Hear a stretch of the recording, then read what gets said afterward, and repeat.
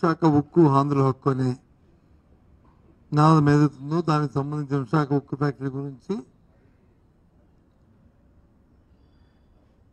ఏదైతే ఇప్పుడు సమస్య ఉందో ప్రైవేటైజేషన్ చేస్తారనే ఒక అంశం ఏదైతుందో ఆ నేపథ్యంలో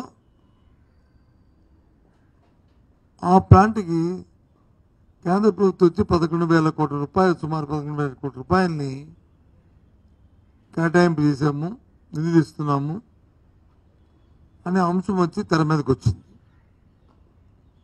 కేంద్ర ప్రభుత్వం ప్రకటించింది. దానిపై పరిపరి అన్ని పార్టీల తాలూకా వారి అభిప్రాయాలు వరకు ఉన్నాయి, ఎవరి పార్టీ అభిప్రాయాలు వరకు ఉన్నాయి. మా పార్టీ అభిప్రాయాన్ని మొన్న మా పార్టీ అధ్యక్షుడు, మా విశాఖ జిల్లా పార్టీ అధ్యక్షుడు మా అమర్నాథ్ ఆయన చెప్పకనే చెప్పారు.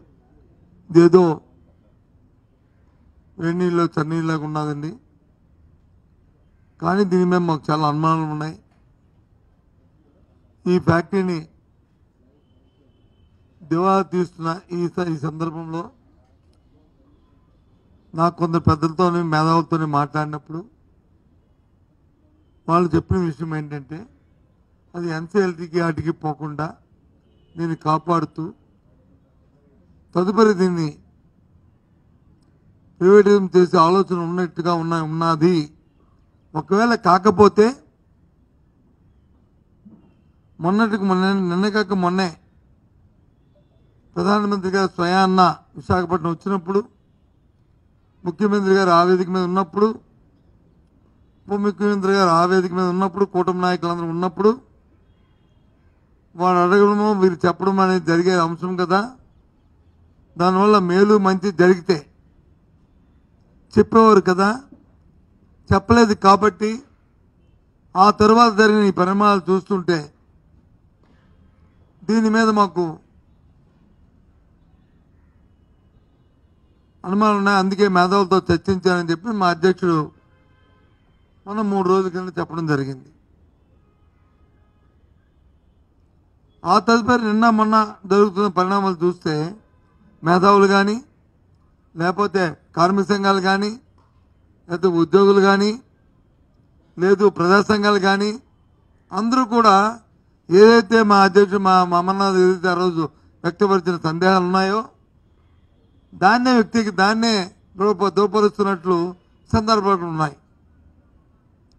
కానీ నిన్న చూస్తే విశాఖపట్నానికి సంబంధించిన ప్రధాన నాయకులందరూ, ప్రతినిధులందరూ వారు ఒక కామన్ స్టేట్మెంట్ ఒకటి ఇవ్వడం జరిగింది. అందరూ కలిసి,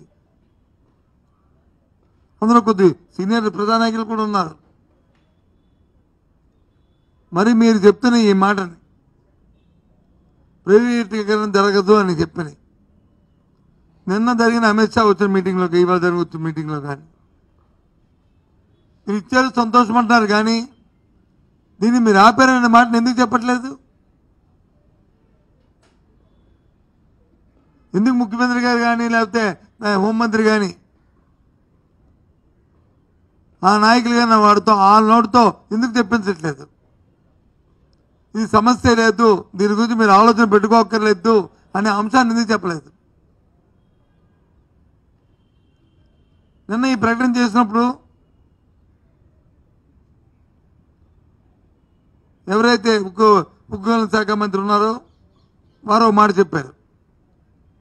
ఇది దీపం పథకంలో భాగంగా ఆ రోజే 21లోనే దీని వచ్చి ప్రైవేటైజేషన్ చేద్దామని చెప్పి మేము నిర్ణయం తీసుకున్నాం. కానీ ఆనాడు రాష్ట్ర ప్రభుత్వం దీన్ని వ్యతిరేకించింది. ఇది చేయడానికి వీల్లేదని చెప్పి తీర్మానం చేసింది.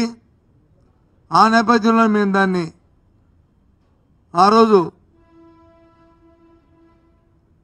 చేయడానికి సాహసించలేదు మేము అని చెప్పుకొచ్చిన విషయాన్ని కూడా ఒకసారి గుర్తు చేస్తున్నాను.